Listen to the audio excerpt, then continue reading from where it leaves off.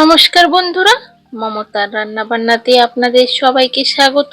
আপনারা সবাই কেমন আছেন? আশা করি ভালো আছেন, আর আমিও অনেক ভালো আছি। আজকে কি রেসিপি হতে চলেছে অবশ্যই কিন্তু থাম্বনেল দেখে বুঝতে পেরেছেন। হ্যাঁ, আজকে ঢেঁড়স আর চিংড়ি মাছ দিয়ে এমন এক দুর্দান্ত স্বাদের রেসিপি বানিয়ে দেখাবো, যেটি ভাত কিংবা রুটির সাথে দুর্দান্ত লাগে খেতে। এই রেসিপিটি যারা ঢেঁড়স খেতে পছন্দ করে না তারা খুব পছন্দ করবে আর প্রশংসাও করবে, এতটাই সুস্বাদু হয় এই রেসিপিটি। তো ভিডিওটি কোনো রকম স্কিপ না করে পুরো দেখুন, তাহলে আশা করি ভালো লাগবে। আর চ্যানেলে যদি নতুন হয়ে থাকেন অবশ্যই কিন্তু চ্যানেলটিকে সাবস্ক্রাইব করতে ভুলবেন না। তো চলুন রেসিপিটি শুরু করা যাক। তো প্রথমেই আমি একটি পাত্রে কয়েকটা ঢেঁড়সকে এই রকম ছোট ছোট করে কেটে নিয়েছি। ঢেঁড়সটাকে কাটার আগে ধুয়ে নেবেন, তারপরে এই রকম সাইজের কেটে নেবেন, না হলে তার যে ওই লালাটে টাইপের জিনিসটি থাকে ধুয়ে নিলে আরো বেশি বের হয়, তাই জন্য কাটার আগেই ধুয়ে নেবেন, দিলে খুব ভালো হয়। তো এইভাবে আমি কেটে নিয়েছি। এবার এতে আমি কয়েকটা মশলা দিয়ে দেব। প্রথমে দিয়ে দিচ্ছি স্বাদ মতো লবণ। এবার দিয়ে দেব অল্প পরিমাণ হলুদের গুঁড়ো। এবার এতে আমি দিয়ে দেব পরিমাণ মতো লঙ্কার গুঁড়ো। আপনারা চাইলে লঙ্কার গুঁড়োটা দিতে পারেন, না হলে স্কিপ করতে পারেন। এবার এতে আমি দিয়ে দেব চামচ মেপে 2 চামচ পরিমাণ বেসন। আপনারা বেসনের পরিমাণটা কম বেশি করে নিতে পারেন। এবার এই শুকনো উপকরণগুলিকে প্রথমে ভালোভাবে একটু মিশিয়ে নিতে হবে। মাখানো হয়ে গেলে এবার অল্প পরিমাণ জল দিয়ে এটাকে একটু শুকনো শুকনো গ্রেভি করে মাখিয়ে নিতে হবে। এই রেসিপিটি বানানো কিন্তু খুব সহজ, আর বেশি উপকরণও কিন্তু লাগে না, চটজলদি তৈরি হয়ে যায় এই রেসিপিটি। তো এখানে আমি কিন্তু দেখুন এইভাবে কিন্তু শুকনো শুকনো করে মাখিয়ে নিয়েছি।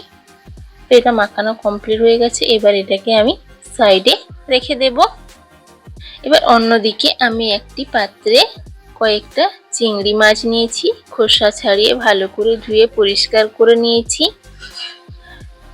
আপনারা চিংড়ির পরিমাণটা বেশি করেও নিতে পারেন কিংবা কম করেও নিতে পারেন। এবার চিংড়িটাকে আমি এইরকম ভাবে টুকরো টুকরো করে কেটে নিয়েছি, ছোট ছোট অংশে কেটে নিতে হবে। এবার এটাকে আমি সাইডে রেখে দিয়ে অন্যদিকে আমি গ্যাসে কড়াই বসিয়ে দিয়েছি, তাতে একটু বেশি পরিমাণে সর্ষের তেল দিয়ে দেব। তেলটা মাঝারি গরম হয়ে এলে তাতে ওই ম্যারিনেট করা ঢেঁড়সটি দিয়ে দেব। এবার ঢেঁড়সটিকে নাড়াচাড়া করে আমি ভেজে নেব, যতক্ষণ না হালকা ভাজা হয়ে আসছে। 50% মতো ভেজে নিতে হবে, আর বেসনটা না যতক্ষণ একটু ভাজা ভাজা হয়ে যাচ্ছে। তো ঢেঁড়সটিকে আমি 3 থেকে 4 মিনিট মিডিয়াম ফ্লেমে ভেজে নেব। তো এইরকম অনবরত নাড়াচাড়া করে কিন্তু ভেজে নিতে হবে। তো চ্যানেলটিকে এখনো সাবস্ক্রাইব করেনি, চটজলদি সাবস্ক্রাইব করে নিন এইরকম নতুন নতুন রেসিপি পাওয়ার জন্য। তো 3 থেকে 4 মিনিট পরে এইরকম ভাজা ভাজা হয়ে গেলে দেখতেই পাচ্ছেন কেমন ঝরঝরে হয়ে গেছে। এবার এটাকে আমি নামিয়ে নেব। বেশি কড়া করে কিন্তু ভাজা যাবে না, এরকম হালকা ঝরঝরে করে ভেজে তুলে নিতে হবে। এবার ওই কড়াইয়ে আবারও একটু সর্ষের তেল দিয়ে দিলাম। এবার তেলটা গরম হয়ে এলে তাতে দিয়ে দেব 2 থেকে 3টে শুকনো লঙ্কা কেটে। এবার দিয়ে দেব হাফ চামচ পরিমাণ কালো জিরে। কালো জিরেটা দিলে কিন্তু টেস্টটা তার দ্বিগুণ বাড়িয়ে দেয়।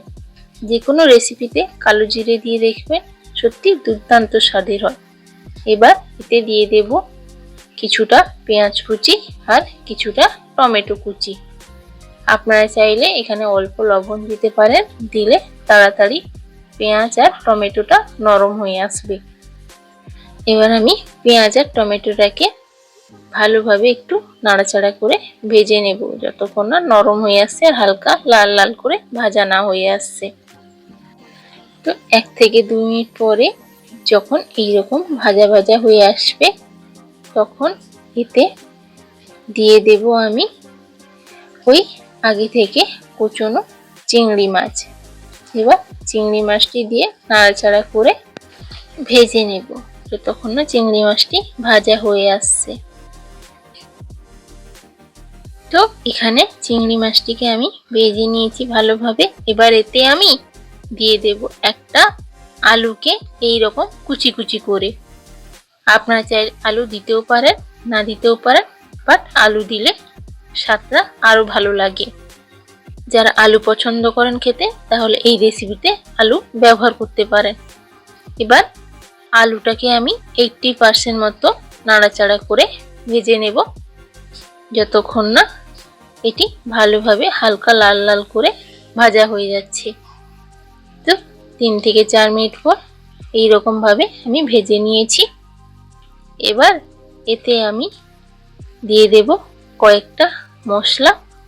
প্রথমে দিয়ে দিচ্ছি 1/2 চামচ পরিমাণ ধনে গুঁড়ো, এরপর দিয়ে দেব স্বাদ মতো লবণ, আর দিয়ে দেব পরিমাণ মতো হলুদের গুঁড়ো। এবার নাড়াচাড়া করে 1 মিনিট মতো একটু নাড়াচাড়া করে মিশিয়ে নিলে এবার দিয়ে দেব এতে আগে থেকে ভেজে রাখা ঢেঁড়সটিকে। এবার দুটোকে ভালো করে মিশিয়ে নিয়ে একটু হালকা ফ্রাই করে ভেজে নিতে হবে। আপনারা চাইলে এইরকম ভাবে ভেন্ডি আলুর ভাজা করেও খেতে পারেন, দুর্দান্ত স্বাদে হয়। নরমাল আমরা যেভাবে খাই ভেন্ডি আলু ভাজা, তার থেকে দারুণ স্বাদের হয়। তো এখানে আমি ভেজে নিয়েছি। এবার এতে আমি দিয়ে দেব কিছুটা পরিমাণ জল। তো জলের পরিমাণটা আপনারা আন্দাজ বুঝে দেবেন, যতটা গ্রেভি রাখতে চান ওর থেকে একটু পরিমাণ বেশি দেবেন। এখানে আমি একদম গাঢ় ঘন ঘন করব, তাই জন্য বেশি জল দেইনি। এবার ঢাকা দিয়ে এটাকে রেখে দেব 3 থেকে 4 মিনিটের জন্য লো টু মিডিয়াম ফ্লেমে। তো 3 থেকে 4 মিনিট পর দেখা হচ্ছে। তো এখানে দেখুন রেসিপিটা কিন্তু একদম গাঢ় ঘন ঘন হয়ে গেছে। এই রকম রাখলে রুটি কিংবা ভাত দুটোর সাথেই দুর্দান্ত লাগে খেতে। তো এখানে আলুটাও ভালোভাবে সেদ্ধ হয়ে গেছে আর রেসিপিটাও ঘন ঘন হয়ে গেছে। এবার এটাকে আমি গ্যাস অফ করে প্লেটে নামিয়ে ঠান্ডা করে নেব। তো দেখুন এখানে আমি নামিয়ে নিয়েছি, দেখতে কতটা সুন্দর লাগছে। একবার এইভাবে বাড়িতে বানিয়ে দেখতে পারেন, সত্যি দুর্দান্ত খেতে হয়েছিল। আমার বাড়ির সবাই তো খুব প্রশংসা করেছে। এবার আপনাদের পালা, এইভাবে বাড়িতে বানিয়ে দেখুন, দেখবেন সবাই খুব প্রশংসা করবে। তো রেসিপিটি যদি ভালো লেগে থাকে অবশ্যই চ্যানেলটিকে সাবস্ক্রাইব করে দেবেন আর ভিডিওটিতে একটি লাইক করে দেবেন। তো সবাই ভালো থাকবেন, সুস্থ থাকবেন। দেখা হবে আবারও একটি নতুন ভিডিওতে। ততক্ষণের জন্য টাটা, রাধে রাধে বন্ধুরা।